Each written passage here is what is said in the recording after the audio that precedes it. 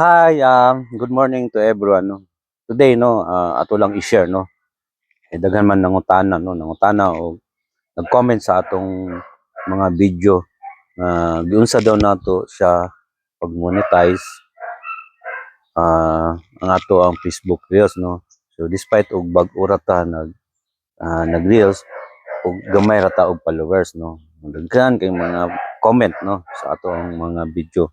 Malaghang mga common mga common nga question, no, nga giunsa, no. So uban dili siya motuo.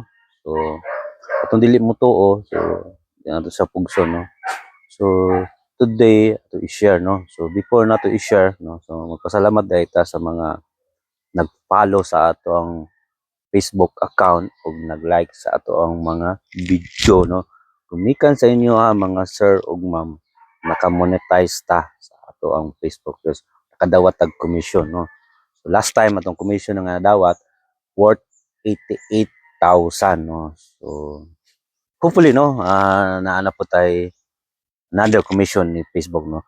But before, no, atong i-share, no, kung sa atong ibuhat, no, hopefully makatabang, no, especially katong nag-reels, no, nga until now wala pa siya nakadawat og commission, no. So tulo ka basic things na natong gibuhat nganong na-monetize ta ni Facebook Reels, no. First, una atong gibuhat, no, just to make sure, no, na kay active account ni Facebook. So of course na tay active account ni Facebook. Wala tay active account ni Facebook. So sana to siya pag-download og mga video. Second things is